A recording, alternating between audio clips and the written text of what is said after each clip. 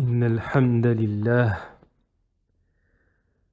نحمده ونستعينه ونستغفره ونعوذ بالله من شرور أنفسنا ومن سيئات أعمالنا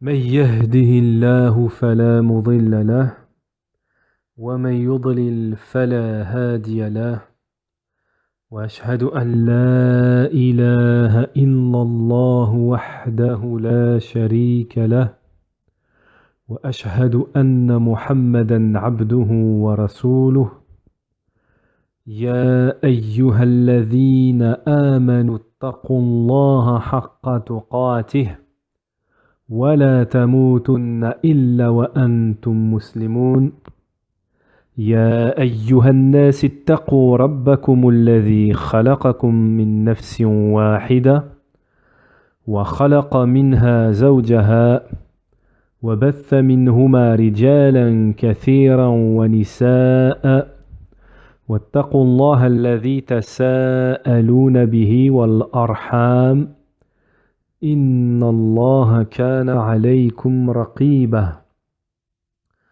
يا أيها الذين آمنوا اتقوا الله وقولوا قولا سديدا يصلح لكم أعمالكم ويغفر لكم ذنوبكم ومن يطع الله ورسوله فقد فاز فوزا عظيما ألا وإن أصدق الحديث كتاب الله خير الهدي هدي محمد صلى الله عليه وسلم وشر الأمور محدثاتها وكل محدثة بدعة وكل بدعة ضلالة وكل ضلالة في النار أما بعد.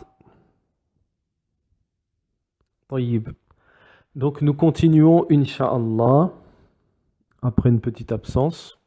Nous continuons Inch'Allah dans l'explication des trois principes, des trois fondements. Thalathatul Usul, l'explication de Cheikh Mohammed ibn Abd al-Wahhab, de Cheikh Al-Fawzan Hafidahullah. Donc l'auteur c'est Mohammed ibn Abd al-Wahhab et nous allons traduire Inch'Allah l'explication de Cheikh Al-Fawzan Hafidahullah.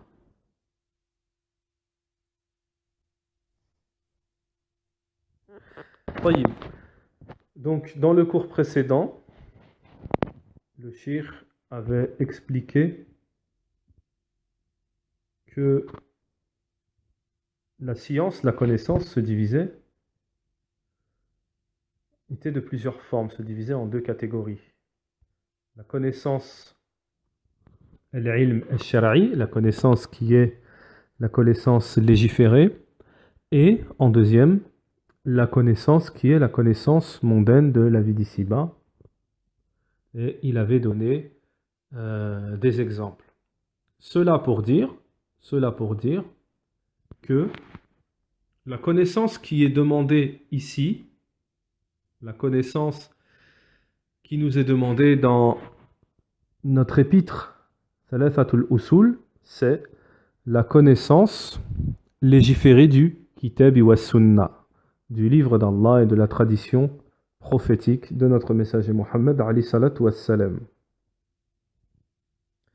Et pourquoi nous parlons de connaissance?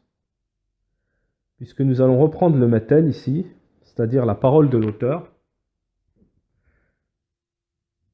Bismillahir Rahmanir Rahim. I'lam rahimakallah annahu yajibu alayna ta'allum arba'u masail. Al-oula al-ilm. Donc, sache qu'Allah te fasse miséricorde, qu'il nous est obligatoire d'apprendre quatre choses, quatre questions. La première, la connaissance. Et là, nous sommes dedans. La première chose qu'il est obligatoire, et nous avons expliqué quel genre d'obligatoire cela comprenait, c'est l'obligatoire qui est l'obligatoire absolu, c'est-à-dire qui est obligatoire pour tous ceux qui sont ce qu'on appelle responsables. Responsable, mukallif, responsable. Donc, la première question, c'est la connaissance. Donc, Cheikh Al-Fawzan, hafidhahullah, nous dit, فَقَوْلُهُ, la parole de l'auteur lorsqu'il dit al-ilm, la connaissance, la science, هذا هو العلم الشرعي المطلوب منا جامعا. Donc ceci est la connaissance légiférée, celle qui nous est demandée, à nous tous, que ce soit en un groupe ou une personne particulière, elle nous est, cette science, tous demandée dans le sens obligatoire absolu, c'est-à-dire que si on ne l'apprend pas, l'obligatoire, Cheikh Al-Fawzan en fait mention, il dit que l'obligatoire, la définition de l'obligatoire, c'est le fait de pratiquer cet obligatoire, cette chose qui est obligatoire, la définition, le fait de la pratiquer, on sera récompensé, et le fait de la délaisser, on aura un châtiment, ce qui prouve qu'il y aura un péché lorsque l'on ne fait pas un obligatoire. وَهُوَ مَعْرِفَةُ اللَّهِ. Donc cette connaissance du kitab wa sunnah, cette connaissance légiférée, quelle est-elle? C'est la connaissance d'Allah subhanahu wa ta'ala. La première connaissance, la première chose à connaître dans le sens obligatoire, c'est Allah subhanahu wa ta'ala bi asma'ihi wa sifatihi. C'est-à-dire connaître Allah avec ses noms et ses attributs. Wa ma'rifat haqqahu alayna. Haqquhu alayna. Et c'est le fait de connaître le droit qu'Allah a sur nous. Wa huwa ibadatuh. Wahdahu la sharika lah. C'est le fait de connaître, c'est le fait de l'adorer seul, sans associé. Et comme nous avons cité, comme j'avais expliqué précédemment, donc souvent j'explique, je fais une parenthèse sur cela, car bien entendu on est là pour tirer le maximum de profit dans la parole des ulama et dans la connaissance bien entendu du kitab wa sunnah, du tawhid.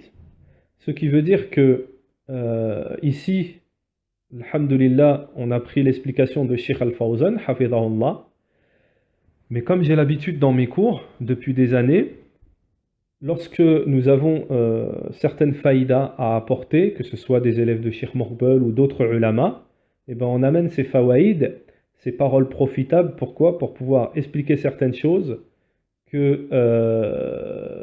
qui sont en plus et qui permettent aux frères de connaître des choses en détail. Des détails que des fois ne sont pas cités puisque souvent les savants ont affaire à des tullab al-ilm en face de eux, qui connaissent déjà ces règles, qui maîtrisent déjà ces règles, ces fawaïd, etc. Donc voilà. Pour dire qu'ici, lorsque Cheikh nous dit l'adoration d'Allah seul sans associé, l'adoration d'Allah seul sans associé, il faut savoir que les savants, aucun mot n'est placé au hasard. Lorsque dans cette ibara, cette phrase, cette expression, le Cheikh nous dit c'est l'adoration d'Allah seul sans associé, le terme la sharika lah, le terme seul sans associé est très important. Puisque on aurait pu dire c'est l'adoration d'Allah, c'est l'adoration d'Allah. Mais cela n'est pas suffisant d'être adorateur d'Allah. Tout adorateur d'Allah n'est pas unificateur, n'est pas muwahhid. Il faut le savoir. Car les associateurs à l'époque du prophète adoraient Allah subhanahu wa ta'ala et avec Allah d'autres divinités comme cela est connu. Donc ils n'avaient pas concrétisé ce qu'on appelle le tawhid, l'unicité. C'est pour cela que ici, il est très important de souligner, c'est l'adoration d'Allah. Et ce qui vient faire la différence, le tawhid, c'est la suite.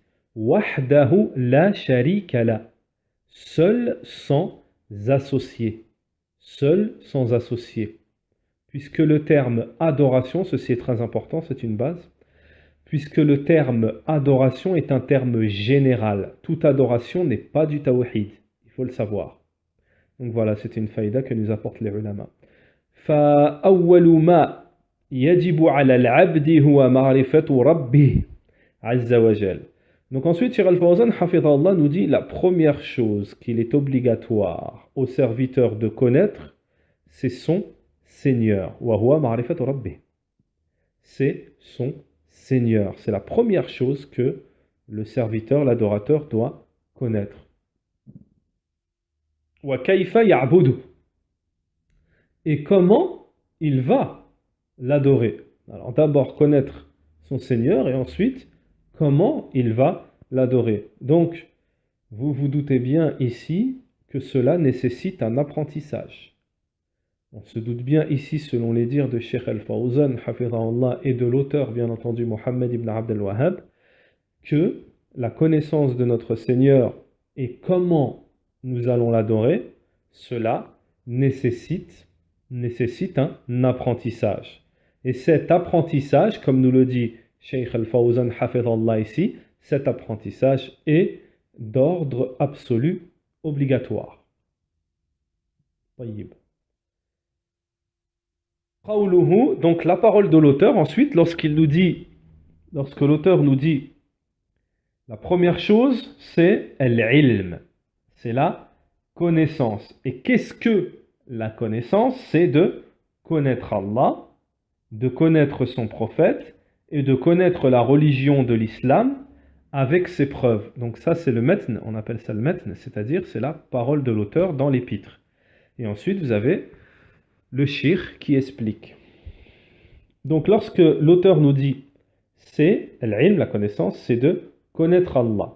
Cheikh Al-Fawzan nous dit kayfa ya'rif al-'abd rabbah. Donc Cheikh Al-Fawzan il nous pose une question et nous dit comment le serviteur peut connaître son Seigneur.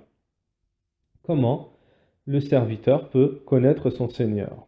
Réponse du Cheikh ya'rifuhu bi ayatihi.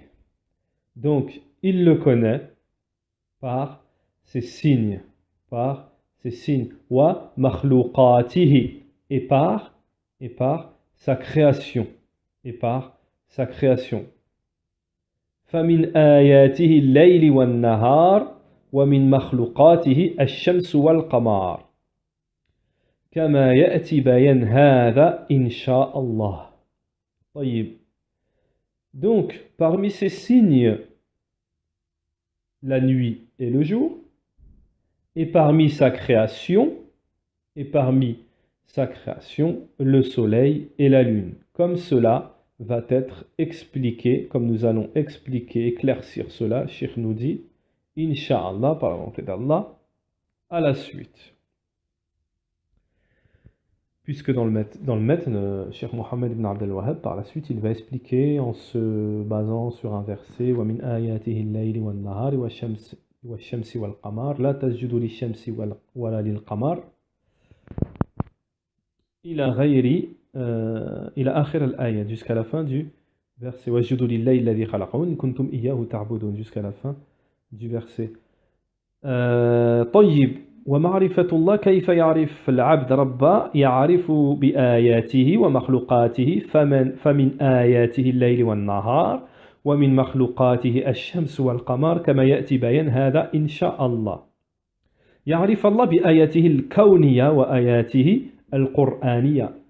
Donc Cheikh Hafidhahullah il nous dit la connaissance d'Allah elle se fait par ces signes universels et ces signes du Coran légiféré.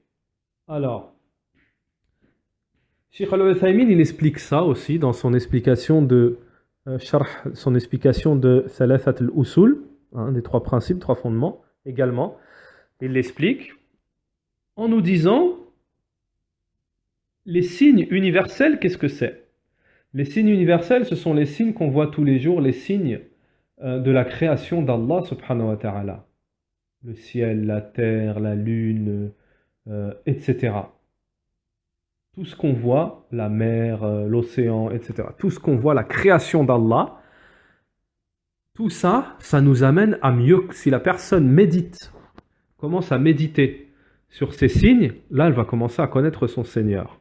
Là, elle va commencer à se rapprocher et à mieux connaître son Seigneur. C'est pour ça qu'il dit ici, Cheikh Al-Fawzan, et la connaissance d'Allah se fait par ces signes al-kawniya, c'est-à-dire universels. Wa ayatihi al-Qur'aniya, et la connaissance d'Allah subhanahu wa ta'ala se fait aussi par les signes légiférés, c'est-à-dire le Qur'an. Les ulama nous disent, c'est-à-dire al-wahi. Al-wahi, c'est quoi? C'est la révélation.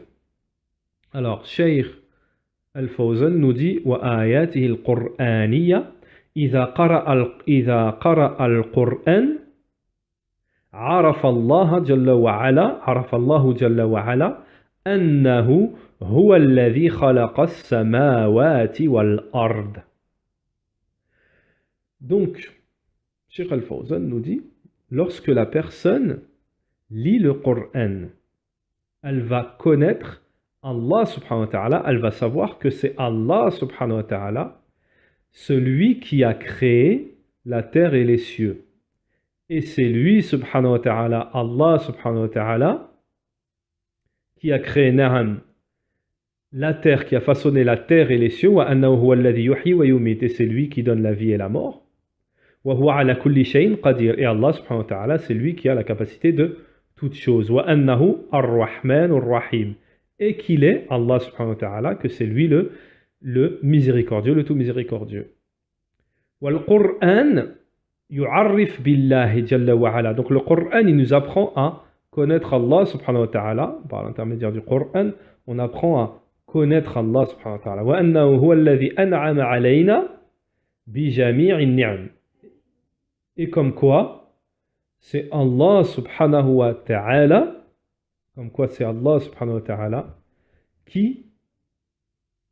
qui a mis sur nous toute la totalité de ses bienfaits. Wa annahu huwa alladhi khalaqana wa razaqana fa idha qara'ta al-Qur'an arafta rabbaka azza wa jal bi asma'ihi wa sifatihi wa af'alihi. Donc, lorsque la personne lit le Coran, elle prend connaissance que c'est Allah subhanahu wa ta'ala qui nous a guidés, qui nous a donné notre subsistance. فَإِذَا قَرَأْتَ الْقُرْآنَ, et lorsque tu lis le Coran, tu vas connaître ton Seigneur, le Très-Haut, par ses noms et ses attributs, وَأَفْعَالِهِ, et par ses actions, subhanahu wa ta'ala.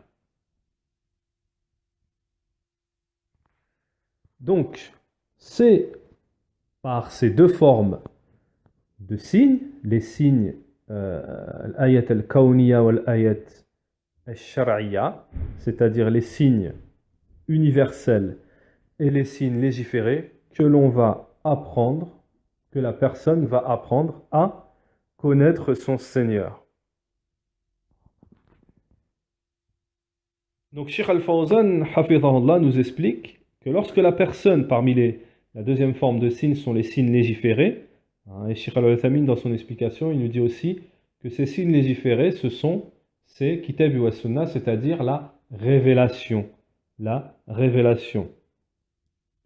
Donc, wa annahu ar-Rahman ar-Rahim fal-Qur'an yu'arrif billahi jalla wa ala. Le Qur'an apprend à connaître Allah subhanahu wa ta'ala. Apprend à connaître son Seigneur. Par le Qur'an, on apprend à connaître notre Seigneur, le Très-Haut, par ses noms, ses attributs et ses actions, ses œuvres. Wa idha nazarta fil kawni arafta rabbak. Et lorsque tu vas regarder, donc c'est ce qu'on a expliqué précédemment, le Cheikh nous dit, et lorsque tu vas regarder, dans le sens aussi, il faut méditer, comme nous le dit Cheikh Al-Uthaymeen fi sharhihi. Lorsque tu vas regarder, méditer sur la création, sur les signes universels, tu vas apprendre à connaître ton Seigneur. Annahu huwa alladhi khalaqa hadha al-khalq wa sakhara hadha al-kawn, comme quoi c'est Allah subhanahu wa ta'ala qui a créé les créatures, façonné le monde, wa ajrahu bi hikmatihi wa ilmihi, et cela par sa sagesse et sa connaissance. Hada huwa al-ilmu billah. Donc Cheikh Al-Fawzan nous dit, c'est ça la connaissance d'Allah le Très-Haut. قوله ومعرفة النبي. Ensuite, lorsque l'auteur nous dit, et c'est aussi la connaissance de son messager. Donc, l'auteur, Mohammed ibn Abdel Wahhab, nous dit dans son épître que la première chose, c'est la connaissance. La connaissance de quoi? La connaissance d'Allah, et ensuite la connaissance de son messager, et ensuite la connaissance de la religion. Cheikh Al-Fawzan nous dit ici la connaissance de son messager. La connaissance de son messager, Ma'rifatun Nabi. Donc ça consiste en quoi? De savoir que Huwa, qu'il est Muhammad, alayhi salatu wassalam, li'annahu huwa al-mubali' anillah. Et qu'il est, parce qu'il est, le transmetteur, celui qui transmet d'Allah subhanahu wa ta'ala. Wa huwa al-wasita baynana wa bayna Allah jalla wa ala.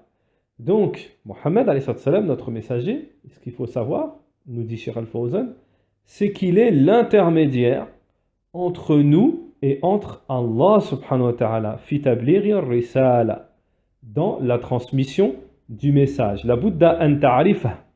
Donc là, il faut absolument, Cheikh Al-Fawzan nous dit, il faut absolument le connaître, c'est-à-dire connaître Allah, connaître bien sûr Allah, mais ensuite son messager, alayhi salatu wassalam. Ta'rif man huwa. Donc il faut connaître qui est-il. Wa ta'rif nasaba. Et il faut connaître sa généalogie, bien entendu. Wa ta'rif balad. Et il faut connaître baladou. Et il faut connaître aussi son pays, hein, où il est né, où il a vécu, etc. Wa ta'rif ma ja'a bihi. Et il faut connaître aussi ce avec quoi le messager d'Allah alayhi salatu wassalam est venu. وتعرف كيف بدأ الوحي. Et il faut connaître aussi comment a commencé al-wahi, c'est-à-dire la révélation. وكيف قام بالدعوة. Comment le messager d'Allah a fait la da'wa, a appelé à Allah subhanahu wa ta'ala في مكة وفي المدينة. تعرف سيرة الرسول. Et tu dois connaître سيرة الرسول, la vie, hein, la biographie du messager d'Allah alayhi salatu wassalam, walaw bi ikhtisar. Et même si cela doit se faire en résumé. Donc voilà, pour connaître le messager d'Allah alayhi salatu wassalam, comment on fait? On commence par Sirat al-Nabawi, hein, la vie du prophète, etc., les livres qui sont conseillés, etc., en ce qui concerne la biographie, hein, la vie du messager d'Allah alayhi salatu wassalam.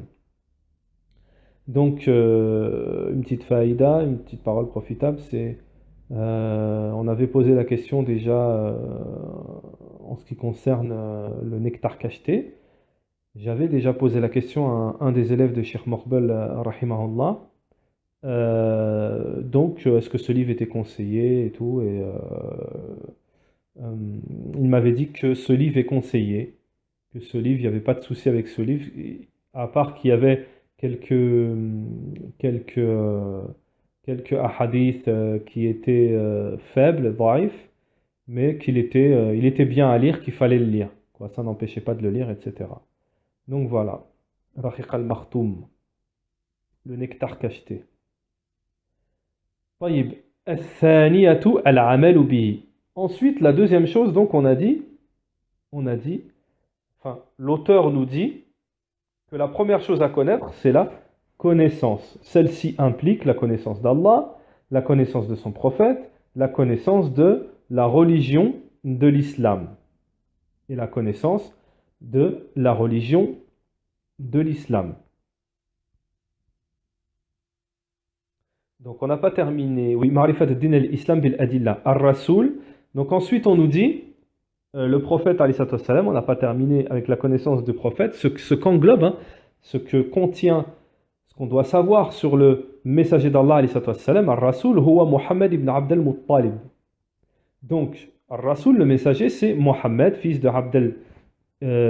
Ibn Abdullah, fils de Abdullah, fils de Abd al-Muttalib, ibn Hashim, donc fils de Abd al-Muttalib, fils de Hashim, ibn Abd al-Manaf, fils de Abd al-Manaf, il a akhir nasab, jusqu'à la fin de cette généalogie prophétique Sharif, noble, alladhi yantahi, celle qui se termine à, qui arrive à, qui remonte à qui? À Ibrahim.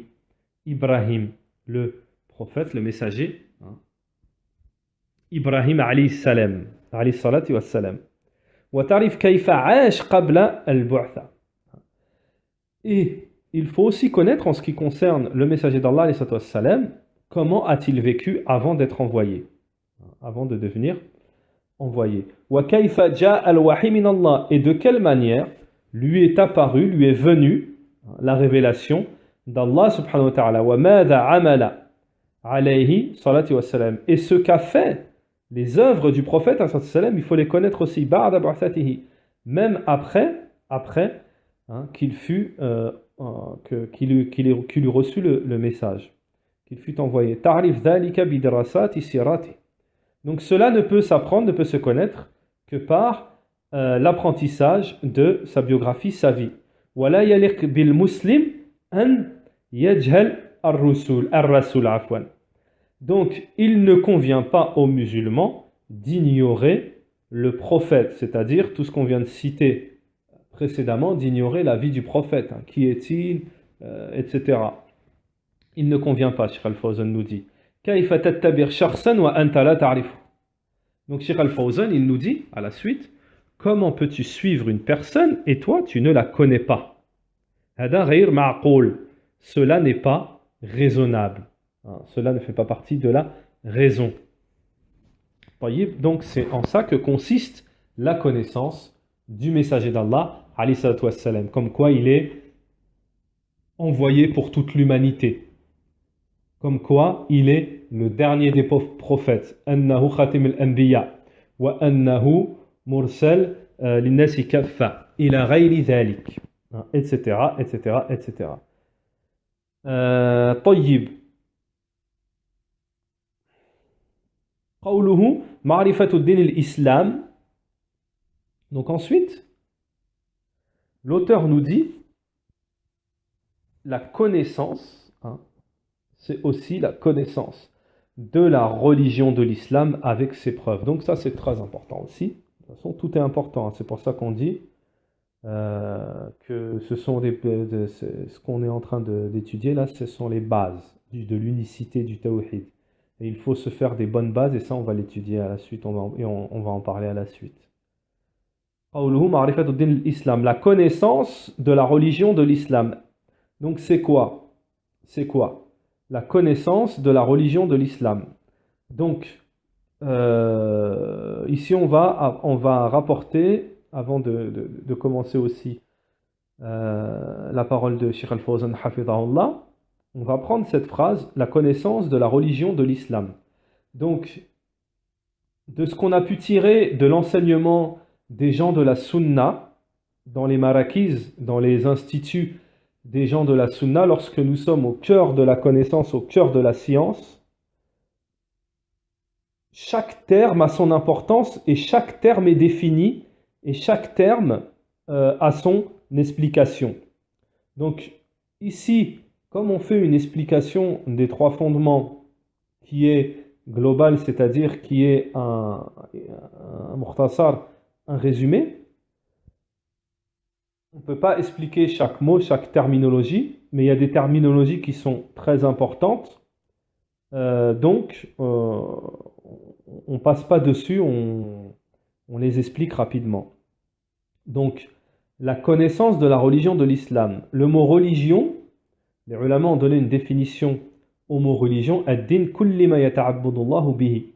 La définition du mot religion, din, c'est tout ce par quoi on adore Allah. C'est tout ce par quoi on adore Allah. Et la définition de l'islam, c'est al-istislam lillahi bit-tawhid wal-inqiyad lahu bit-ta'a wal-bara'atu min ash-shirk wa ahli. Donc la définition de l'islam, c'est la soumission à Allah dans son unicité et l'assujettissement à celui-ci, à Allah, dans son obéissance, wal-bara'atu min ash-shirki wa ahli, et le désaveu du polythéisme et de ses adeptes. Donc le cheikh nous dit ensuite la connaissance de la religion de l'islam. Alladhi huwa dinu hadha ar-rasul.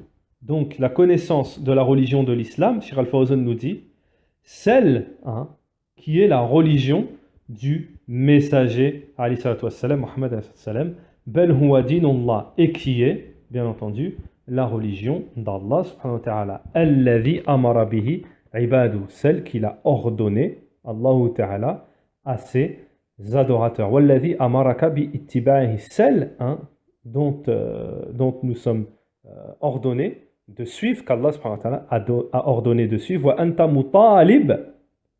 anta mutalib bihi. Et nous sommes, et bon, plus précisément dans la traduction, et il t'est demandé, celle qu'il t'est demandé de suivre, cette religion. La Bouddha an ta'rif hada din. Donc tu dois, il faut absolument connaître cette religion. Wal islam huwa din jami' ar-rusul. Et il faut savoir que l'islam, c'est la religion de tous les messagers. Kulli ar-rusul dinuhum al-islam. كل الرسل دينهم الإسلام بالمعنى عام فكل من اتبع الرسول من الرسول فهو مسلم لله جل وعلا. Donc tous les messagers, leur religion, c'est l'islam dans le sens général. Et tous ceux qui ont suivi un messager parmi les messagers est considéré comme musulman, c'est-à-dire soumis à Allah subhanahu wa ta'ala. Muwahidan lahu, unificateur d'Allah subhanahu wa ta'ala. هذا الإسلام بمعنى عام أنه دين الرسول جميعا. Ça c'est le sens général du mot islam, c'est-à-dire l'islam de tous les prophètes. Alors, les savants nous disent, on va expliquer ça Inch'Allah. Les savants nous disent que l'islam se divise en deux catégories. Elle est de deux genres. Ils nous disent l'islam qui est général et l'islam qui est particulier. Donc l'islam, et c'est à celle-là que fait allusion ici Cheikh Al-Fawzan, l'islam qui est général, c'est l'islam de tous les prophètes. Tous les prophètes, ils sont venus avec l'islam. Mais c'est un islam général. D'accord? Donc ça, c'est la première catégorie. Tous, ils sont venus avec le même message, c'est l'islam. L'islam général. Et ensuite, vous avez l'islam khas, l'islam particulier, c'est l'islam du prophète Mohammed alayhi salatu wassalam. Donc voilà. Annahu din rasul jami'an, huwa l'istislam. Ensuite, le Cheikh Al-Fawzan nous dit, comme nous l'avons cité précédemment, fal-islam huwa l'istislam lillahi bit-tawhid. L'islam, c'est la soumission à Allah dans son unicité, et c'est l'assujettissement à Allah subhanahu wa ta'ala dans son obéissance, et c'est le fait de se débarrasser du polythéisme et de ses adeptes. Voilà, ça c'est la définition de l'islam. Donc c'est bien de l'apprendre, c'est bien de la connaître. Qu'est-ce que l'islam? On se prétend musulman, c'est bien, quelqu'un te pose la question, c'est quoi l'islam? Que tu connaisses la définition. Donc ça, c'est à apprendre par cœur, Inch'Allah. Amma l'islam bimarna khas, donc comme on l'a dit précédemment, tandis que l'islam qui a un sens spécifique particulier, c'est celle pour laquelle a été envoyé Mohammed alayhi salatu wassalam, car après l'envoi du prophète Mohammed alayhi salatu wassalam, il n'y a pas de religion à part la sienne alayhi salatu wassalam. Wal islam inhasara fi ittiba'ihi alayhi salatu wassalam. Donc l'islam devient spécifique par le suivi du prophète alayhi salatu wassalam. Maintenant, lorsque le prophète alayhi salatu wassalam est venu, c'est cet islam-là qu'il faut suivre.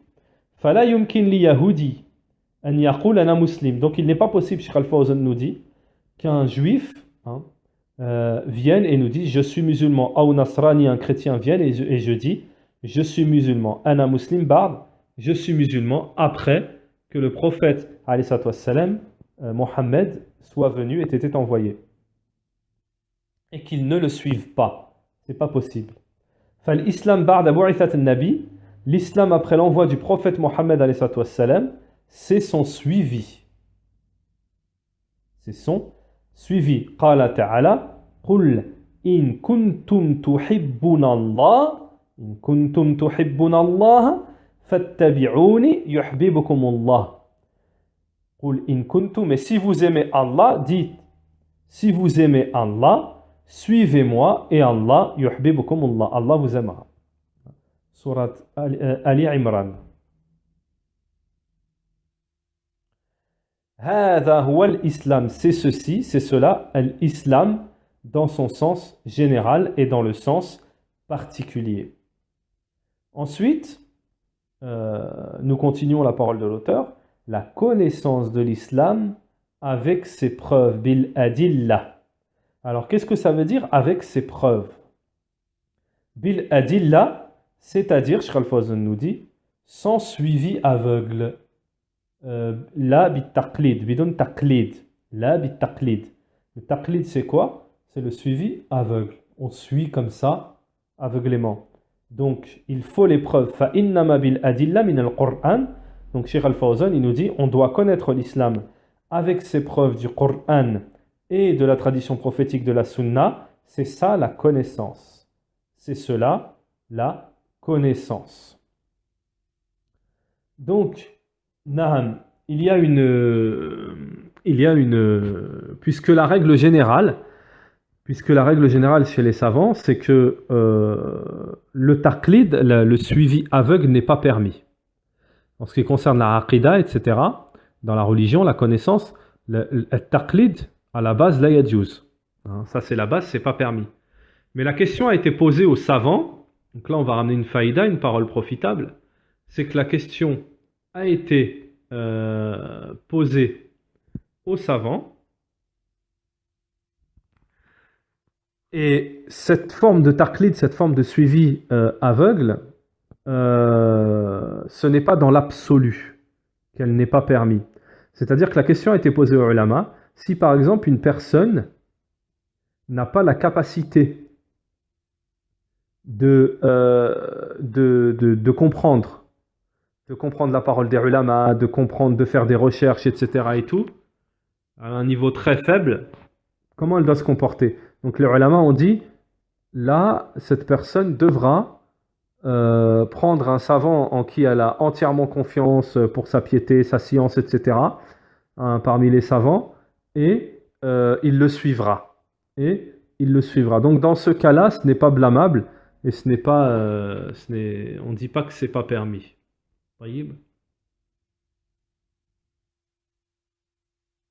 Voilà, en ce qui concerne la connaissance. La connaissance.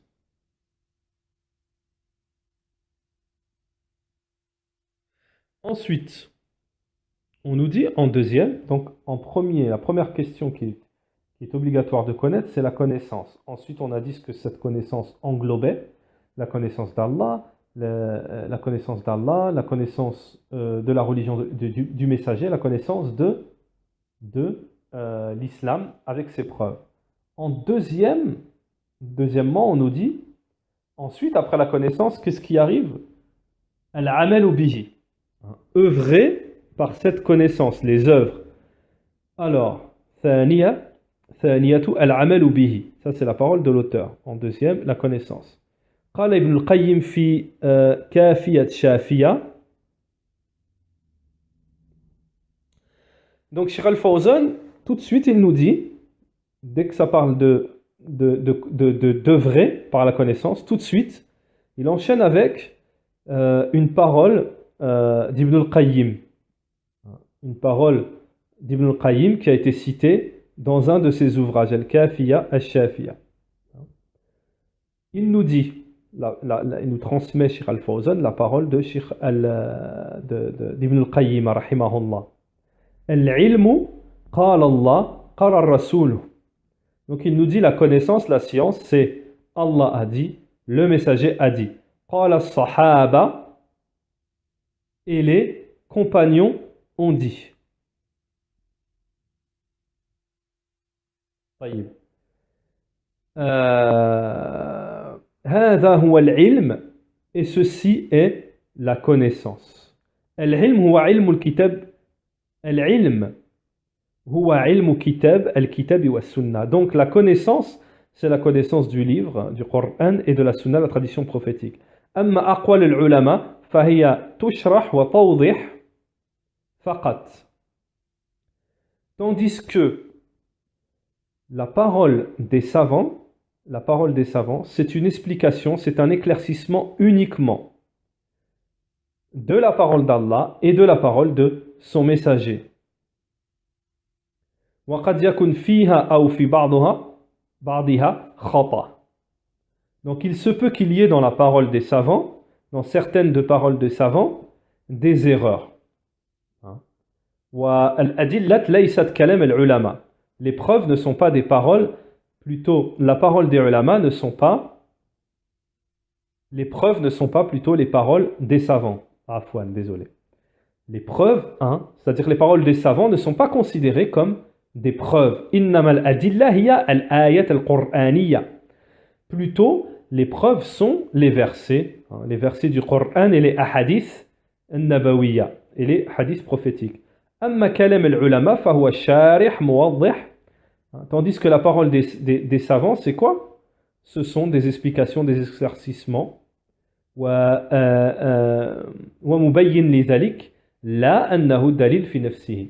Donc tout ça est éclaircissement, mais ce ne sont pas des preuves en elles-mêmes, les paroles des savants. هذه هي مسألة الأولى. Donc c'est ça la première question. وهي أساس, et elle est un fondement. بدأ بها الشيخ, donc Cheikh a commencé, l'auteur a commencé, rahimahullah, par cela لأنها هي الأساس, car cela sont les fondements. وأنها يبدأ بالعقيدة وبالأساس. Et parce que on doit commencer par le dogme, la croyance et les fondements. وتعلم والتعليم. Et bien entendu enseigner et apprendre. والدعوة إلى الله جل وعلا. Et le prêche à Allah subhanahu wa ta'ala yabda bil aqida. Il commence par la aqida, le dogme et la croyance. La croyance. لأنها هي أصل وهي الأساس. Parce que c'est la base et ce sont les fondements.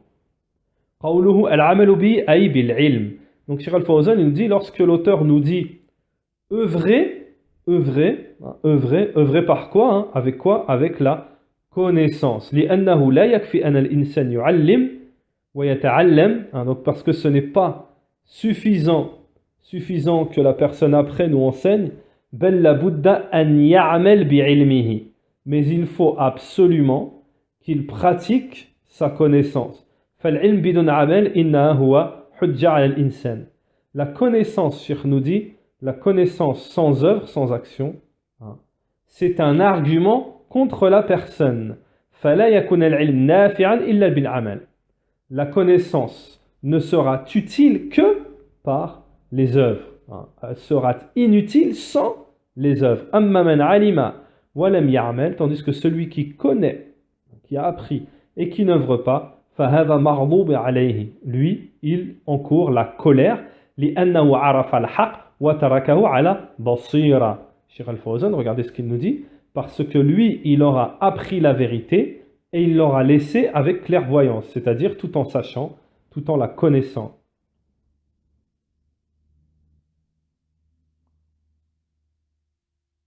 Alors regardez, Cheikh Al-Fawzan, il nous apporte une parole pour éclaircir cela. Cheikh Al-Fawzan nous dit: le savant qui n'œuvre pas par sa science, par sa connaissance, sera châtié avant les adorateurs des statues, des idoles, pardon. Il sera châtié avant les adorateurs. Donc, le savant qui n'œuvre pas par sa connaissance, avec sa connaissance, qu'il ne met pas en pratique sa connaissance, il sera châtié avant les adorateurs des idoles. وهذا مذكور في الحديث الشريف إن من أول من تسعر بهم النار يوم القيامة. Donc ceci est mentionné dans le noble hadith, le premier qui sera jugé, envoyé en enfer le jour de la résurrection, un savant qui ne pratiquait pas sa science. Al-ilm maqroun bil-amal. Donc, bien entendu, hein, la connaissance est accrochée, est indissociable des œuvres. Hein, les œuvres sont indissociables, font vraiment accrocher à la connaissance. Wal-amal huwa thamarat al-ilm. Et les œuvres sont les fruits, hein, les fruits, conséquences, le résultat de la connaissance. Fal-ilm bila-amal ka shajara bila thamar. La connaissance sans œuvre, c'est comme un arbre qui n'a pas de fruits. La fa'idata fiha, la fa'idatu fiha, il n'y a pas de profit. Hein, cette chose-là n'a pas de profit. Wal-ilm innaha unzila min ajli al-amal. Et très très important, Cheikh Al-Fawzan nous dit, la connaissance a été descendue pour œuvrer par celle-ci. Comme il en est que les œuvres sans la connaissance, hein, ceci est un égarement pour la personne. Iza kana al-insan ya'mal bidon ilm, si la personne par exemple œuvre sans connaissance, fa inna amalahu, donc ses œuvres elles ne sont pas acceptées bien sûr, et il se fatiguera pour rien du tout.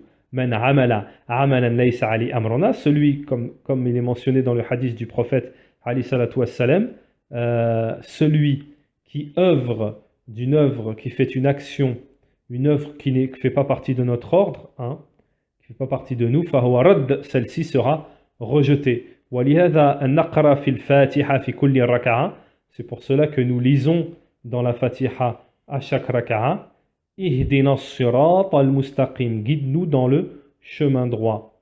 Guide-nous dans le chemin droit, dans le droit chemin, sirat alladhina an'amta alayhim, dans le chemin de ceux que tu as comblés de faveur et non pas de ceux qui ont encouru ta colère ni des égarés.